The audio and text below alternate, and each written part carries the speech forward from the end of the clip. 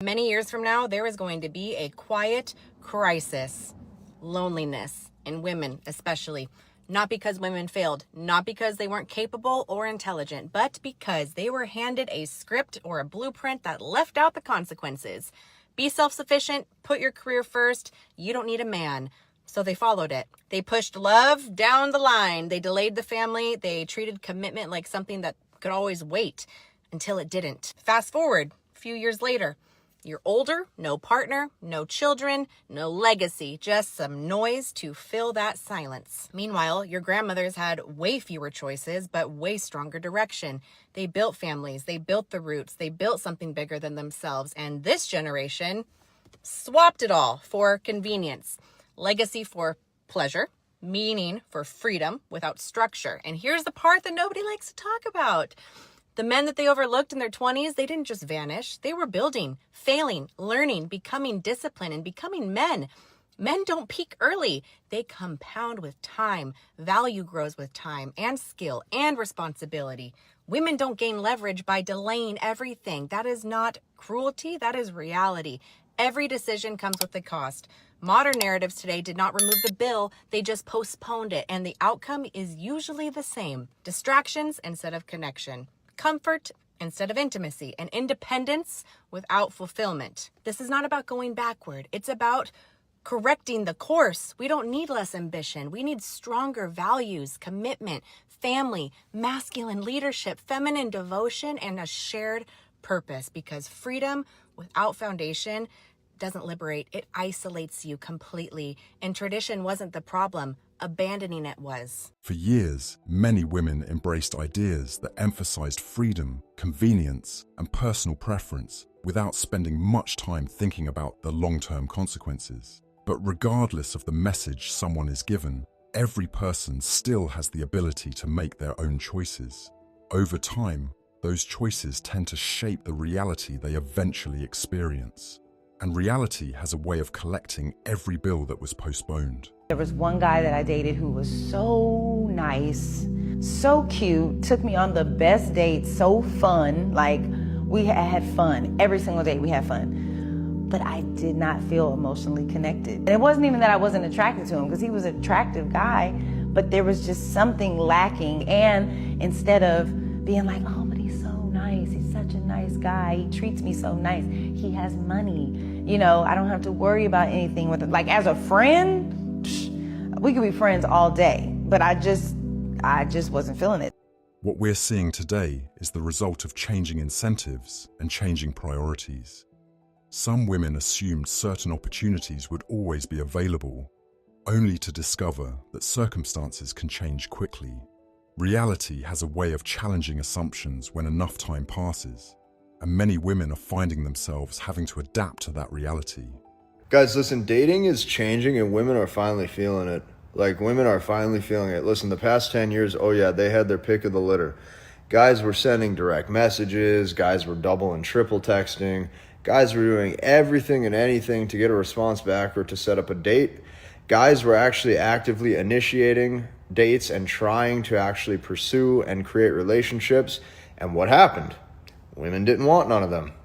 So now what's happened? Men have quit. Men don't approach. Men don't double text. Men don't do anything anymore. Men just build their purpose. Men just keep building their finances. Men just keep going back to the gym, and men have quit. Because what happens is you now have an entire generation of men that think they're unattractive. You have an entire generation of men that believe they're either not worthy or they're unattractive or that women just naturally don't want them. You know, you see all this stuff like, oh, women would rather have a relationship with their dog or an animal or a bear in the wild than they would a man, and all this stuff. Okay, that's what they wanted. That's what they claimed they wanted. Here we are. What you're going to actually notice, what's going to happen is women are going to most likely start within the next couple of years sending more choosing signals. Women are most likely going to start to pick up the phone and initiate phone calls first. Or what you're even going to see is women just might start even approaching first, because that's what we have actually came to now, is men have completely just quit. Some would say for good reason. Men are not stepping back because they lack confidence or self-worth.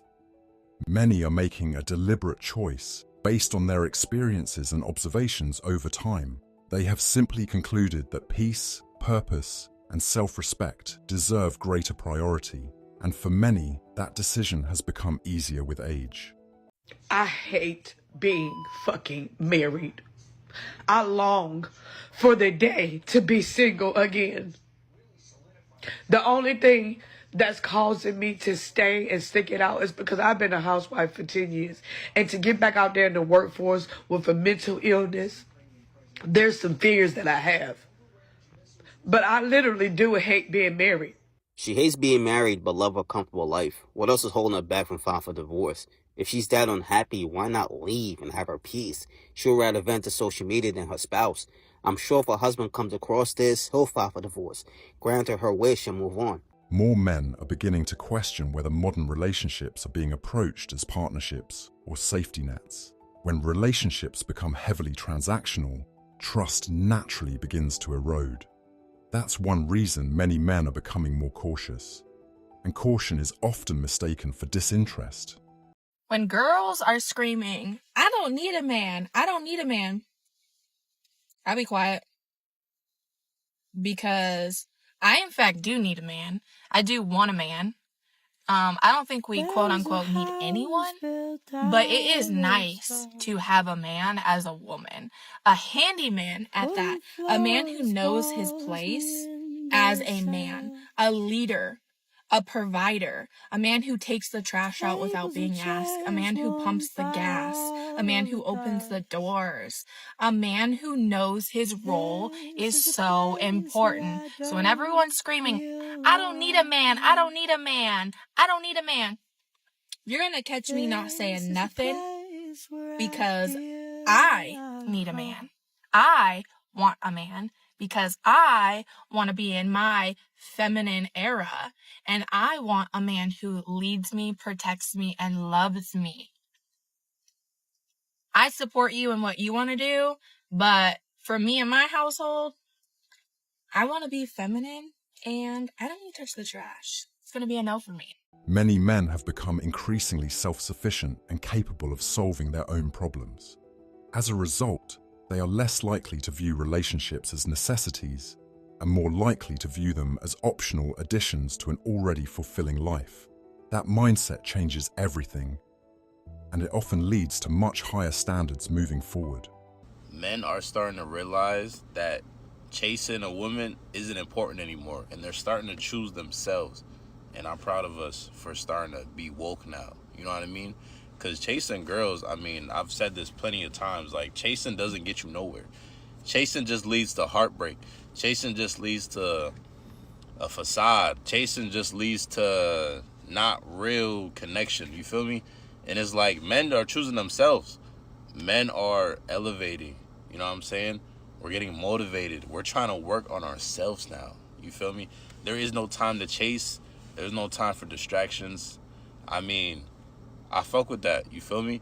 Like, of course we're going to choose ourselves. Because honestly, at the end of the day, if we choose ourselves and we work on ourselves, that means we're going to be attracting more what we want, what we really want.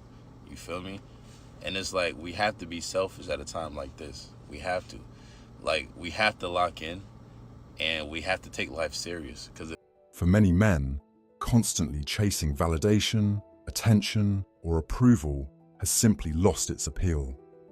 The return on investment no longer feels worth the effort, especially when peace, freedom, and stability become higher priorities. That's why more men are focusing inward rather than outward, and many have discovered they are happier because of it. Where are the men? Like, that's what I want to know. Like, where you at? I done been to the gym. I done been to Target. I done been everywhere. Like, where are you? Where do you be at? Where do y'all be at? Where's the man? Where's the man that want wives? Like, where are you? Where you looking at? Because obviously you're not looking over here. Like, what's wrong? Like, where do we find men at? Like, where? You cannot make this stuff up. You can't. Right? If you're asking this question in 2026, you've missed the plot, right? That ship may have sailed already. In 2026, you're asking, where are the men? Yeah. A common pattern in life is that priorities tend to change as women get older. What someone values at one stage of life is often different from what they value later on. The challenge comes when expectations fail to evolve alongside reality, and that's where many frustrations begin. If the message hit, like, comment, and subscribe. Thanks so much for watching, and I'll see you in the next video.